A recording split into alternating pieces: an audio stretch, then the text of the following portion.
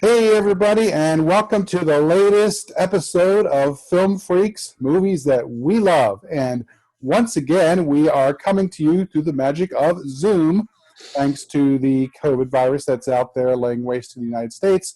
And so, in order to be safe and happy, we've all decided to watch our movies separately and record our discussion for the film through Zoom. So, this time around, I'm going to be joined by Miss Lenore Miller. Say hello.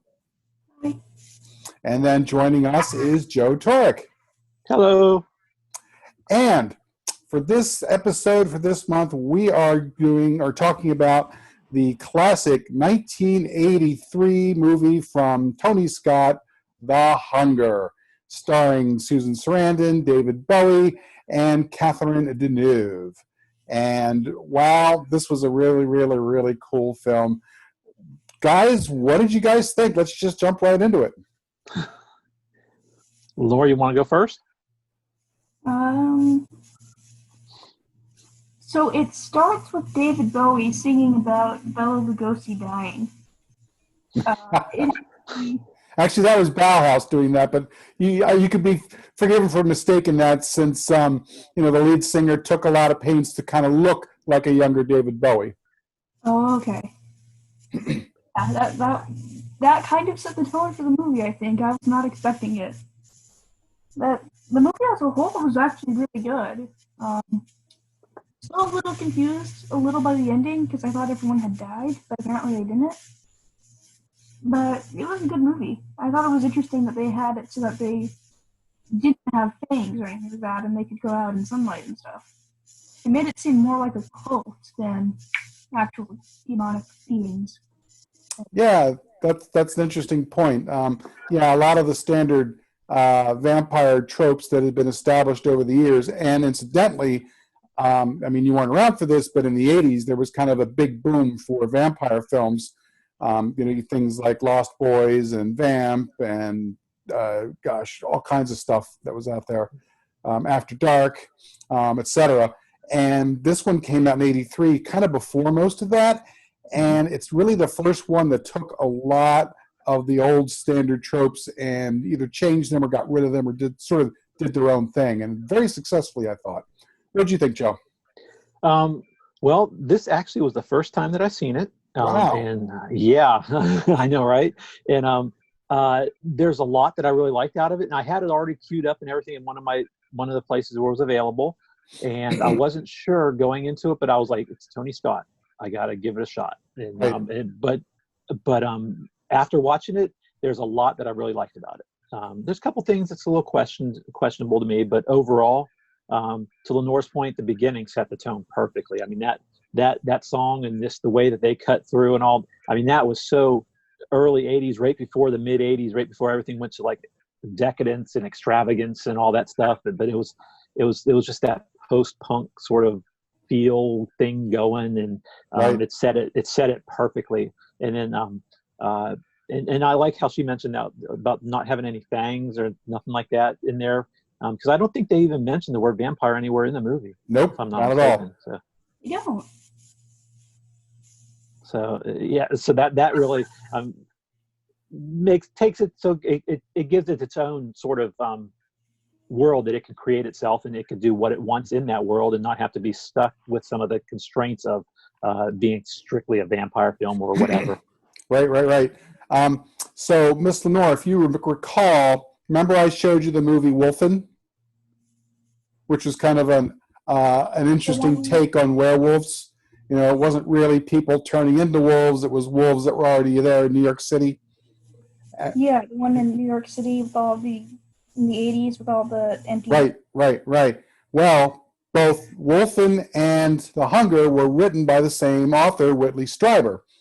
So both of these are sort of coming from the same source, and you can see how they're both kind of coming at a very different angle than the traditional... Well, actually, where was this set? Because it feels like it's New York, but from two different perspectives.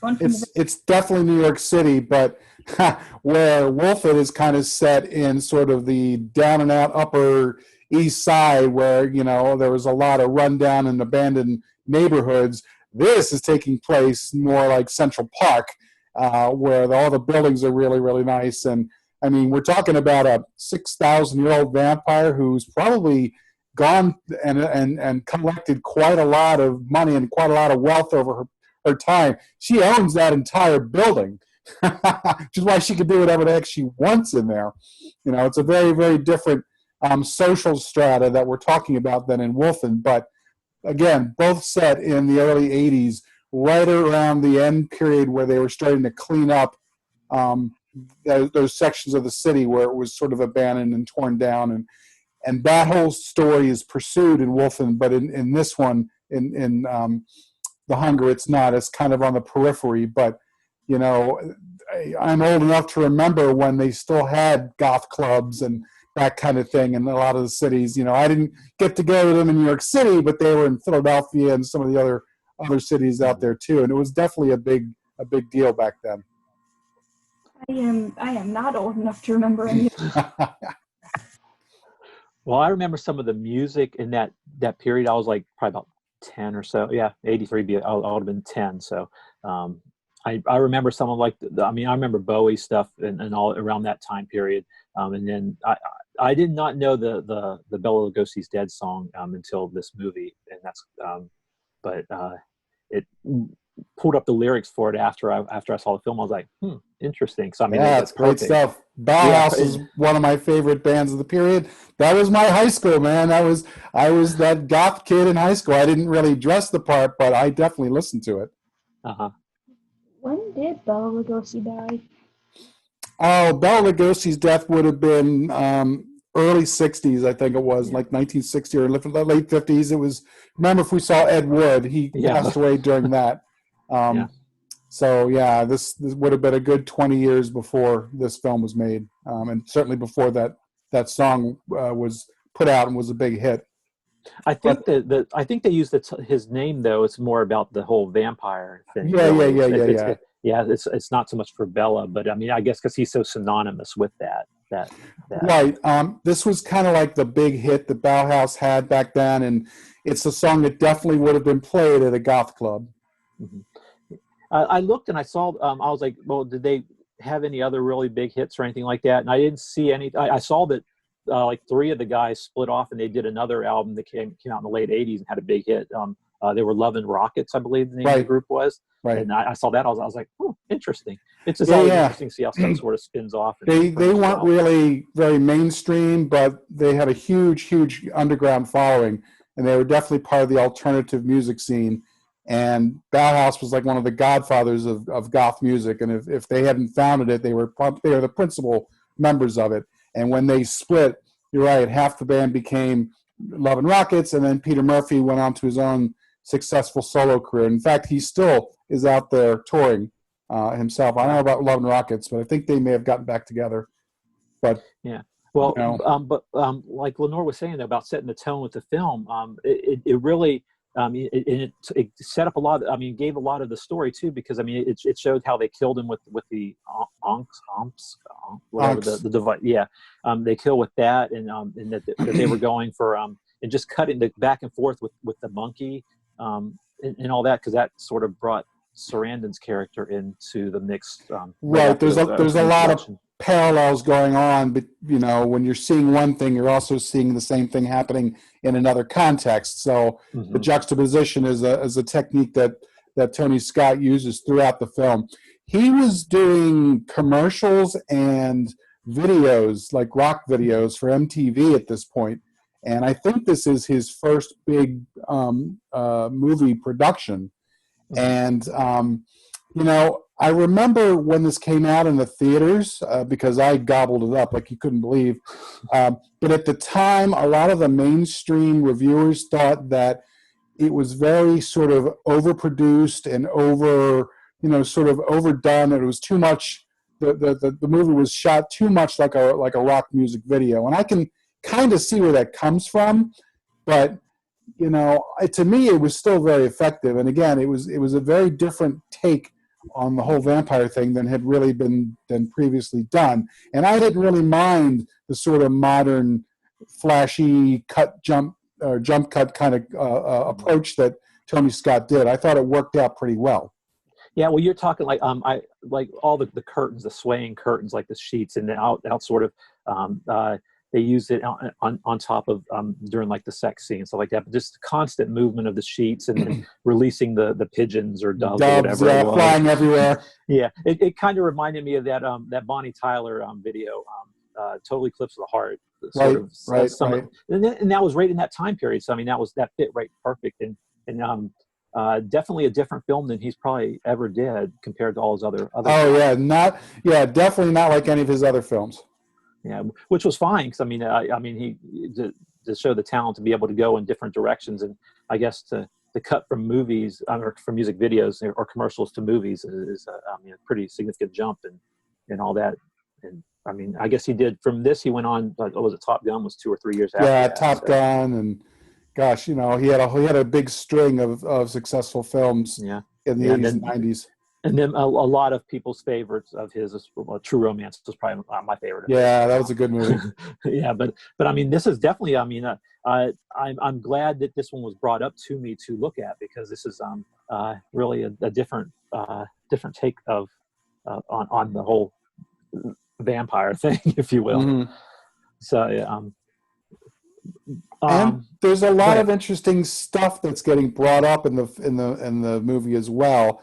Not the least of which is the relationship between Catherine Deneuve's character and Susan Sarandon's character, because the idea is that she's this 6,000-year-old vampire, and she has been sort of creating these consorts through time and promising Mhm. them that they're going to be, promising them eternal life, they're going to live forever, forever young, all that kind of stuff.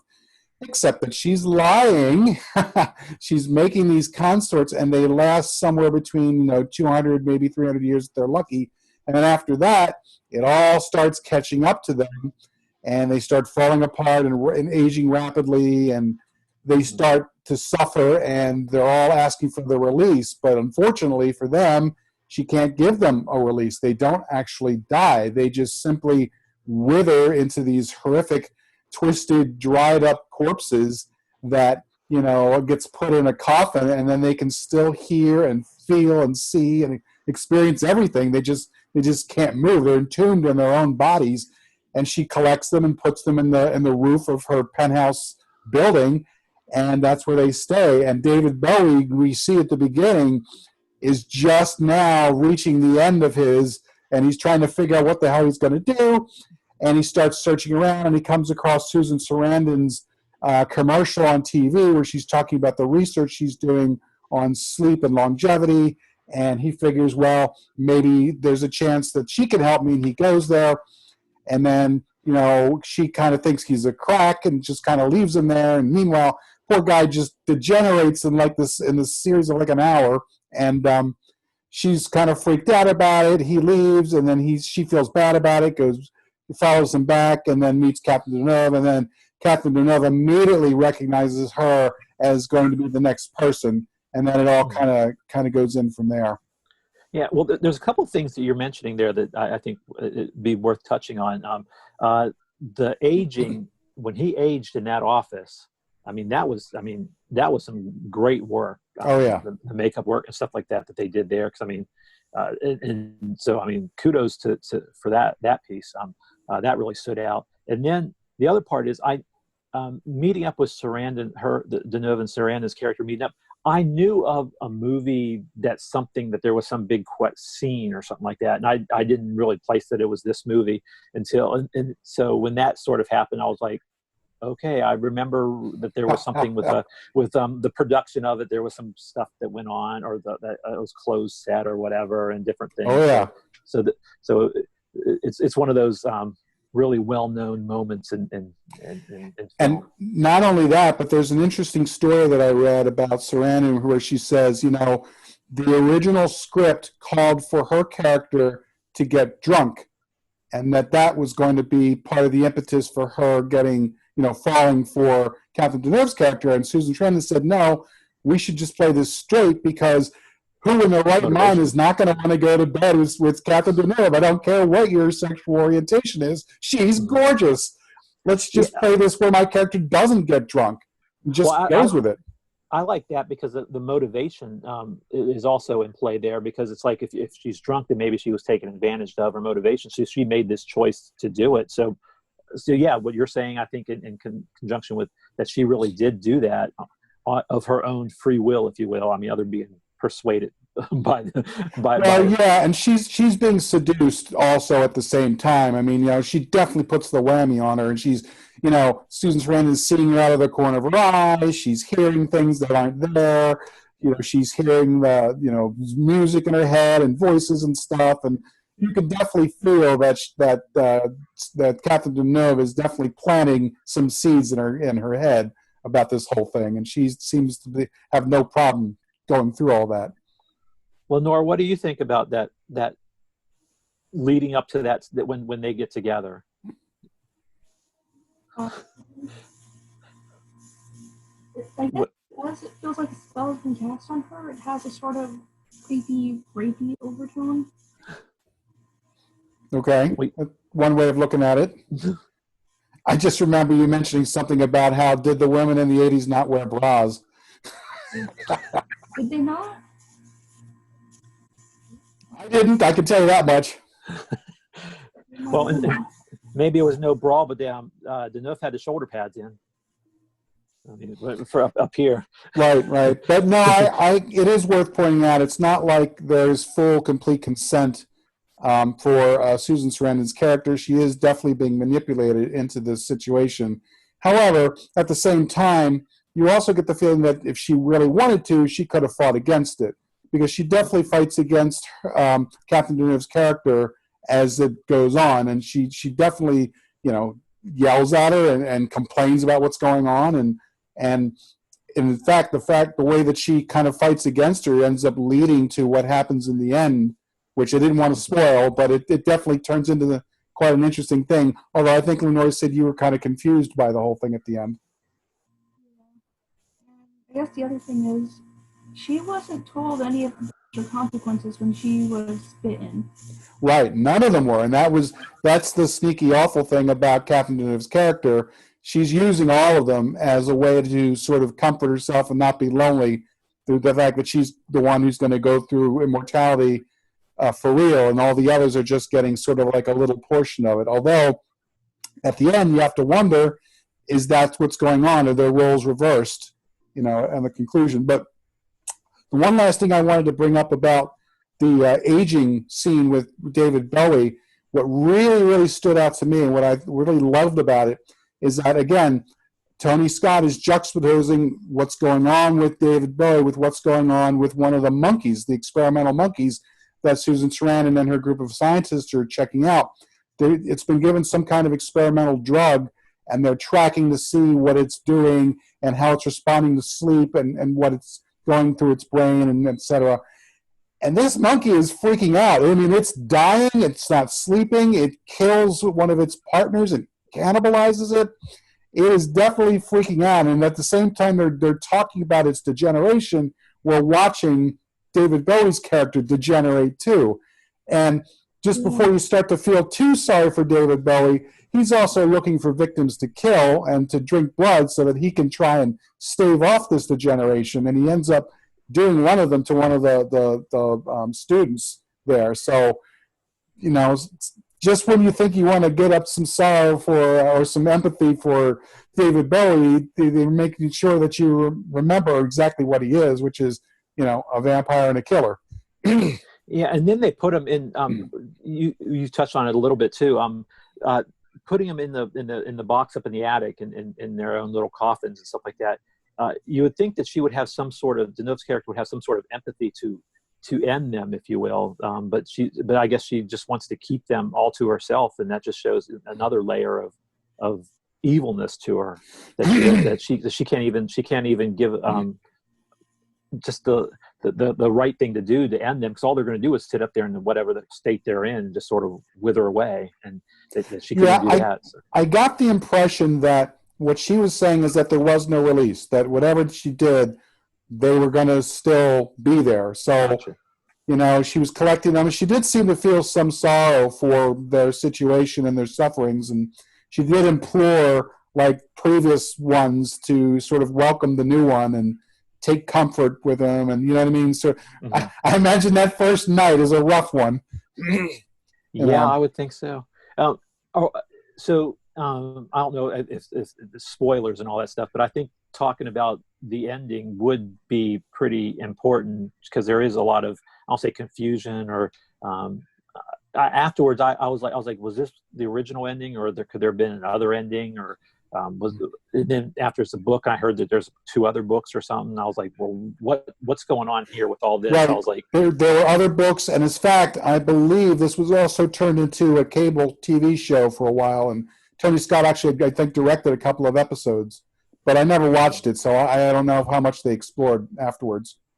yeah, because it seemed like they just it's like they flipped the script, and I was like, well, I mean, the whole movie felt like some dream-like sequences to a point. So I guess there could be some latitude given there, because it's also in the world of whatever the context of the rules that was being for them. But it just at the end, I was like, okay, it just seemed like it was almost tacked on a little bit to where they could do sequels. I guess if it was popular. Yeah, and I see exactly what you're talking about, because my main problem with the film is the way it ends as well, because your idea of what is real and what is not real is kind of messed with a little bit. Like, for example, when she starts to freak out and the ex-lovers or former consorts start to come back, when that happens, the camera's tilting and it feels like there's an earthquake and there's all this stuff going on, and you're like, well, wait a minute, is this really happening? Is there an earthquake going on in New York City?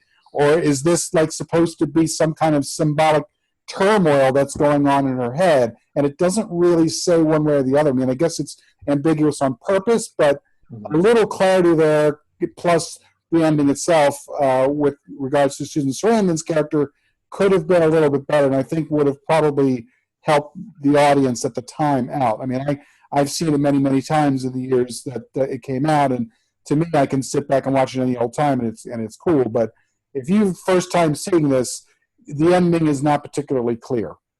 Yeah, and I think Lenore was talking about that at the beginning. That it just was like, okay, what?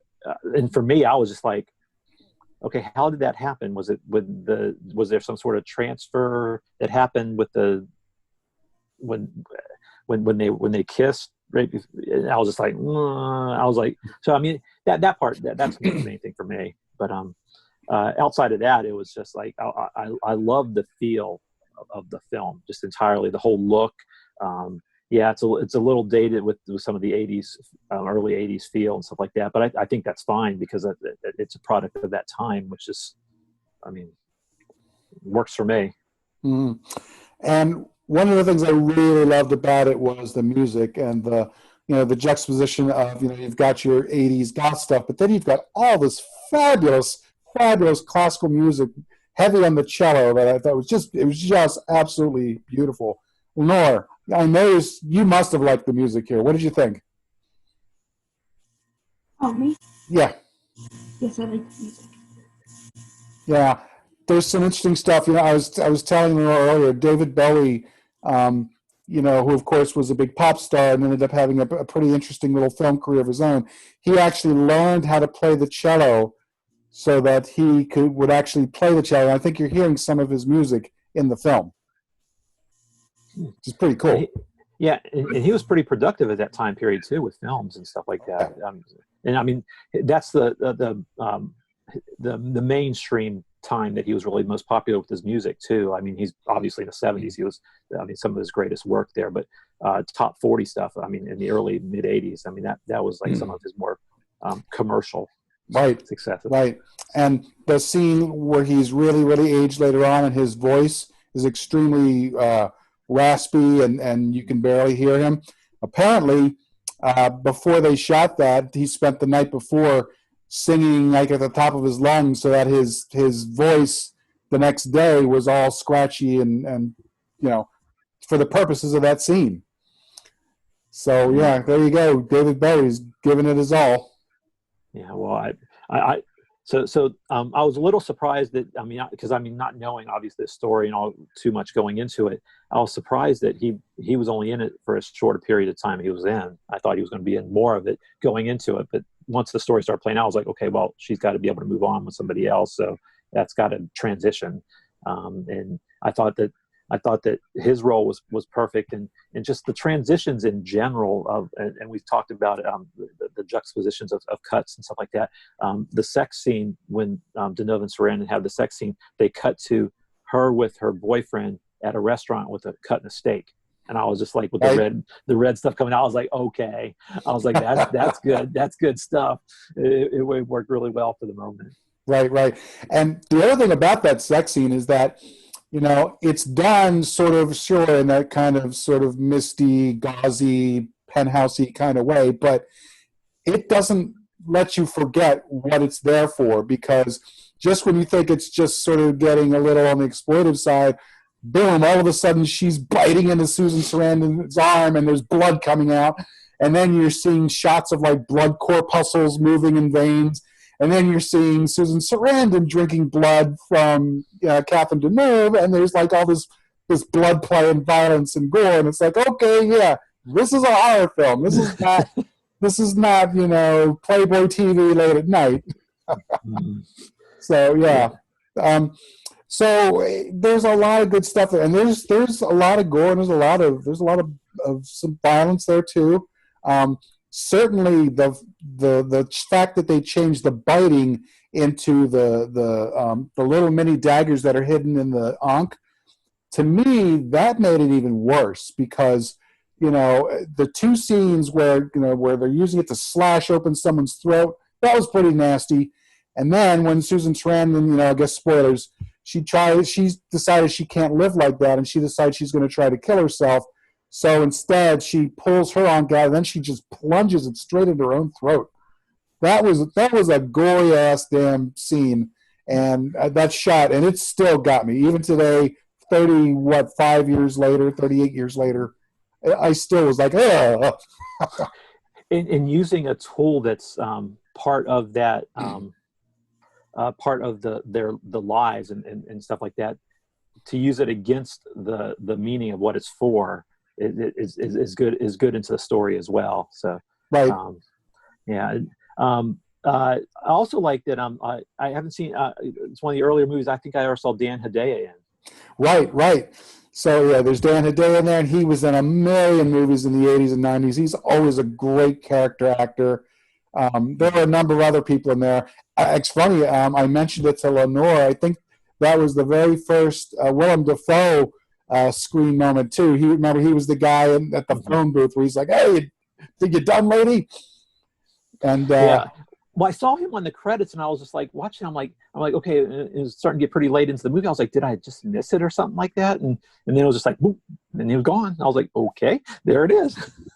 Right. Yeah. No, that was cool. It was good seeing him. And let's see, was there any? And I haven't. I think I've seen some. Well, obviously, Susan Sarandon had some stuff in the 70s, going back to 70s, obviously Rocky Horror and stuff like that. So. And I'm trying to think if there's Catherine Deneuve. I haven't seen many films of hers. I think I saw one or two of her French films. Yeah. She was definitely a well-established international star who is just, she's just dripping with class. Come on. Mm-hmm. You can't say enough about Catherine Deneuve. Just a whole bunch of different films, especially French films. She was definitely part of the French New Wave. Yeah, I'm thinking of one where wasn't she like a prostitute? She prostituted herself in the daytime or something. Yeah, gosh, I'm trying to think of the name of that. It wasn't Repulsion, because that's her other big film. Yeah. It was something with Belle, I think. Yeah, Belle de Jour.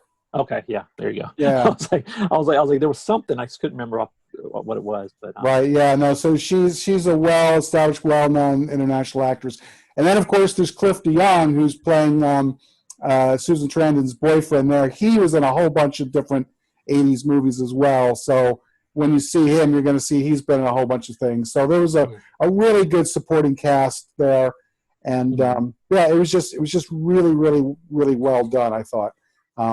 Maybe a little on the overproduced side. I could see the argument for that, but it doesn't bother me. And even all these years later, I still enjoy it for the way it is. There are a few interesting little bits there. Like I said, it's they take I think some pains to make sure that we feel some sympathy for David Bowie's character and what he's going through. On the other hand, they don't let him get away with not, with us forgetting who he is and what he is. And when he kills the poor art student, that's kind of like a big deal for his character, because it doesn't really have to, because it's not. He knows at that point it's not going to help him. He's just feeding a need, and you can't help but feel bad for the art student.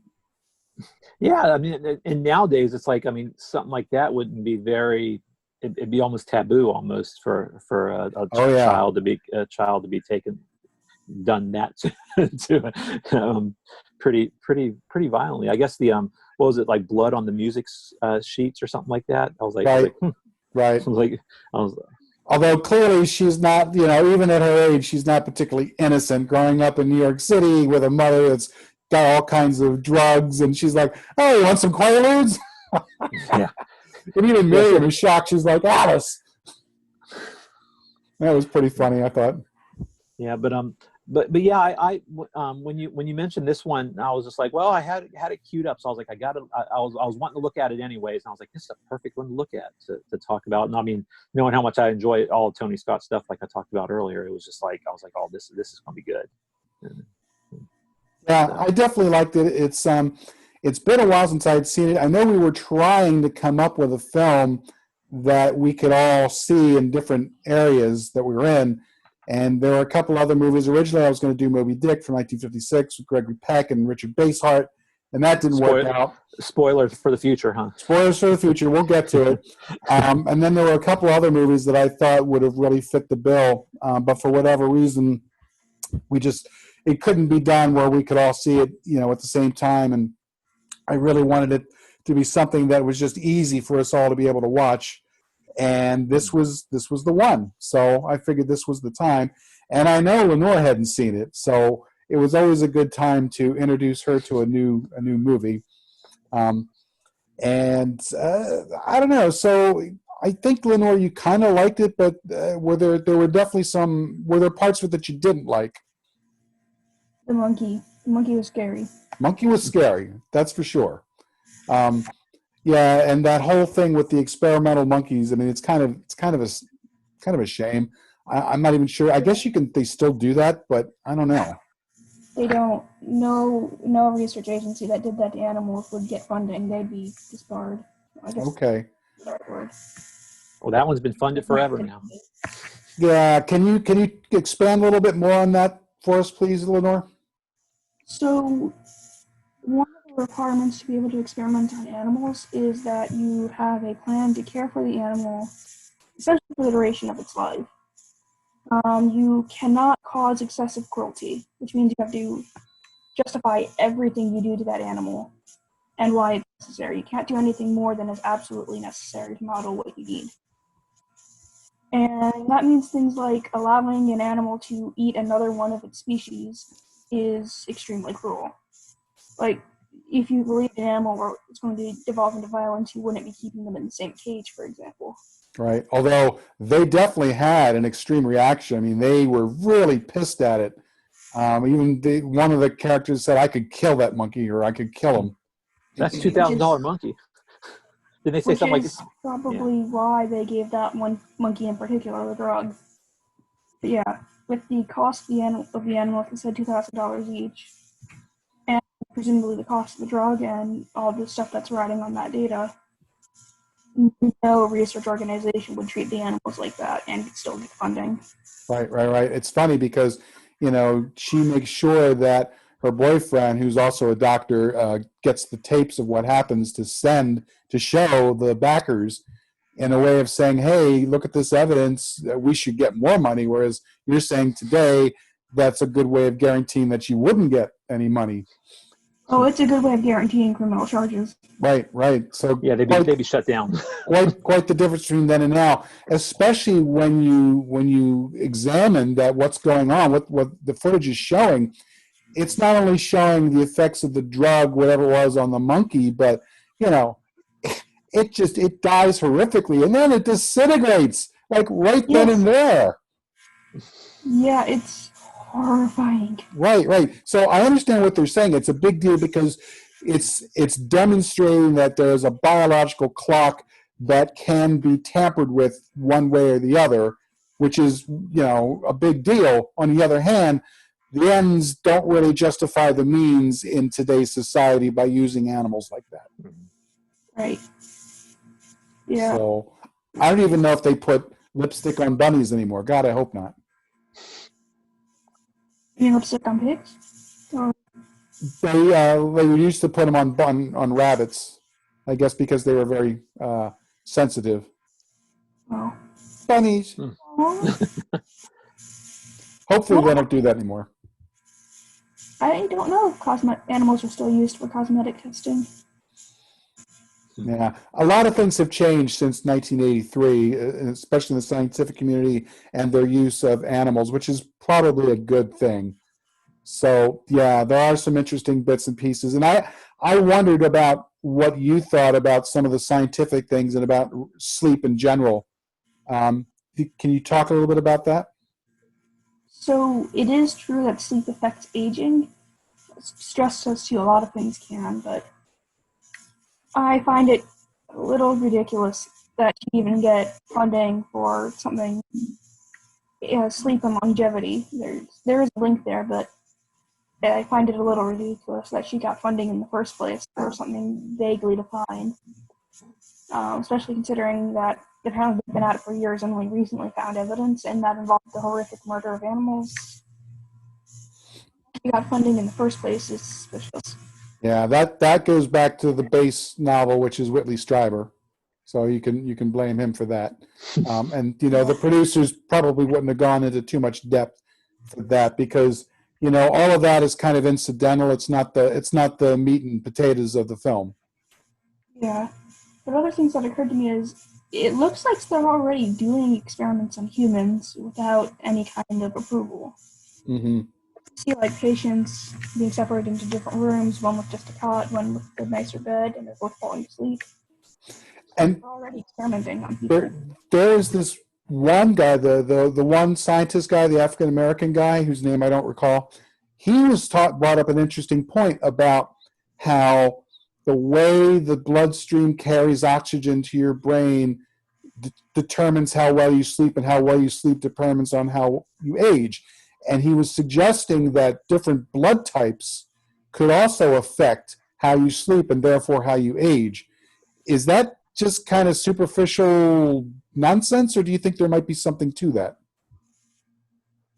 To be honest, it seems like it is kind of superficial nonsense. So the part of the blood that carries oxygen is the hemoglobin, and that is the same regardless of the blood type. Okay.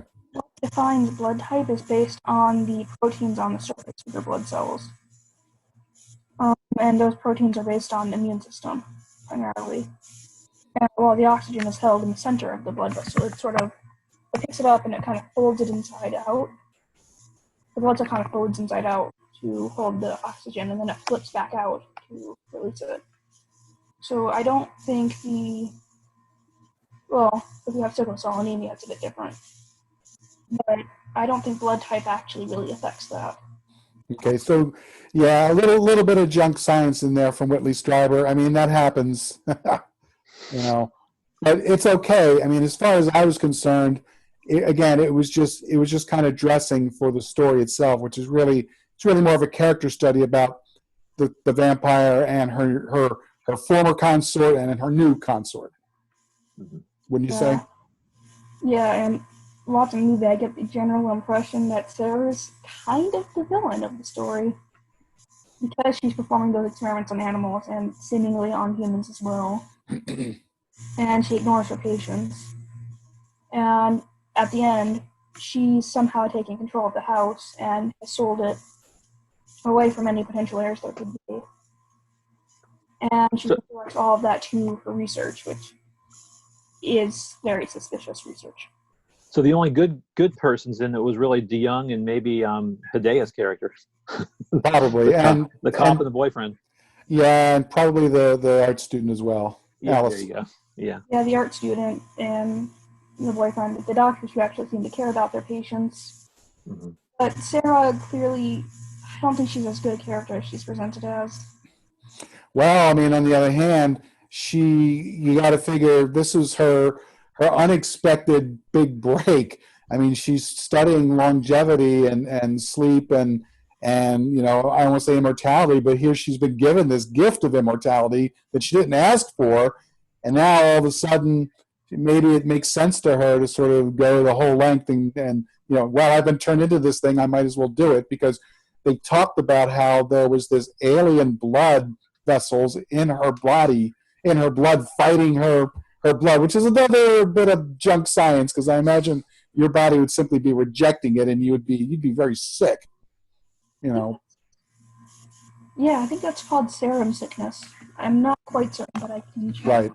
But if you go back to Whitley Strieber's source novel, most of his novels, Wolf and Aside, are usually about aliens and alien species, and interacting with human beings and somehow being able to interact physically with aliens, whether you're getting probed or whether you're having their blood injected into your blood, and how it's similar enough that they could still coexist, and blah blah blah blah blah.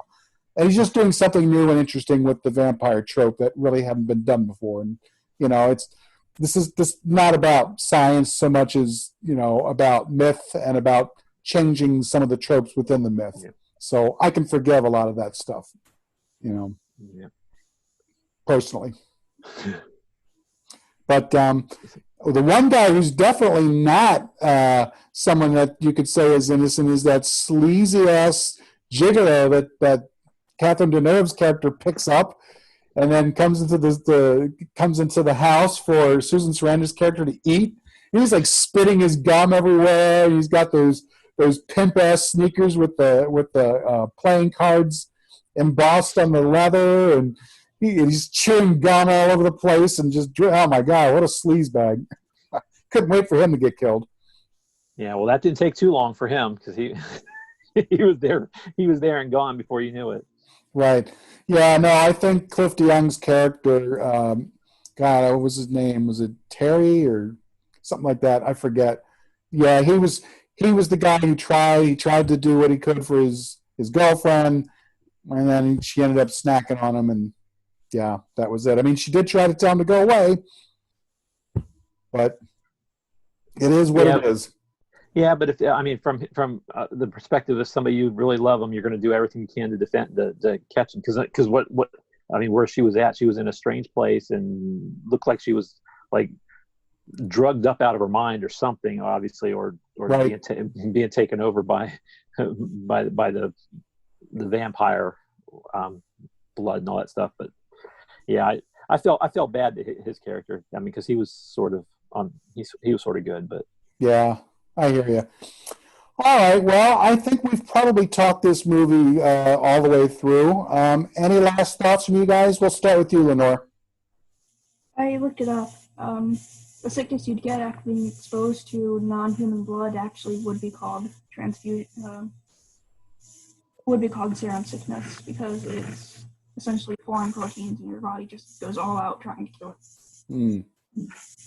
Okay. It's usually pretty deadly. So what are your final thoughts about the film? The only character I can honestly say I liked unambiguously without hesitation is the art student. I was very upset at her death. Yeah, that was a shame. I was shocked more so with her death. It was like, whoa, really? Yeah, that too. I hated the way the monkeys were getting treated. I hated the way a lot of the patients were being treated. So yeah, the art student's really the only character I really cared about by the end. I was very upset. So are you saying this movie wasn't really your cup of tea? No, not really. But I mean, I guess it makes sense. I don't think the writer was a scientist, and he didn't have the medical ethics training. Right. Yeah, no, Whitley Strieber was definitely not a scientist. Okay, what about you, Joe? What are your final thoughts? Final thoughts is I really liked it. There is some things I want to let sit on me a little bit, because because there's some elements of maybe more substance or style over substance, maybe a little bit, but being that it felt like a dreamlike scenario, and I think it needs to resonate a little bit more to see if it's going to go take it to that next phase of being like really like, because I mean it's a cult classic and stuff like that, and see if it resonates that way with me long term.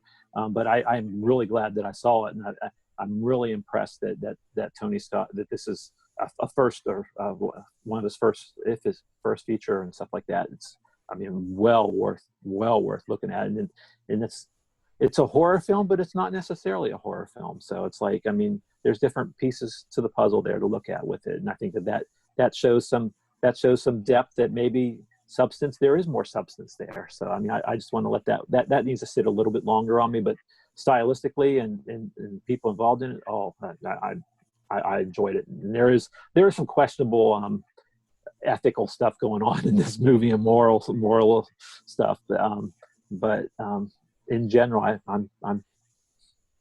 I give it pretty good marks. Yeah, I would have to agree. I like it. Again, there are some questionable ethics going on, but ethics in movies, they change over time, and things were different in the '80s than they are now. My main issue with the film is towards the end. I think it gets a little muddled, and I can understand the charge that it's been a little overproduced, a little bit too much like a rock video. There are a few extra jump cuts and extra editing tricks that probably didn't need to be done necessarily, but overall, I still think it was a very effective piece, and I highly recommend it, especially if you are tired of sort of the same old with regards to vampires. If you want something different, Abel Ferrara's Addiction is also one that's very different than this. There's a movie called Martin from 1977, which kind of makes things different. And then Near Dark is another one that sort of changes the standard way of approaching vampires. These are all really, really good films that sort of expand the vampire universe. So I highly recommend that you go out and check those out if that's sort of your thing. But this is also a really, really good film, and I wanted to make sure that on Film Freaks that we got a chance to explore it a little bit and shine a light on it, so to speak. And for all of his scientific or lack of scientific skills, Whitley Strieber still somehow manages to come up with an interesting story that translates into interesting films. And so there you go, guys. All right. Well, thank you both very, very much for joining us for this month's edition of Film Freaks. Thank you all for watching, and I hope you all come back for us next time. So until then, I will bid you adieu, and we'll see you next time. Bye. Bye.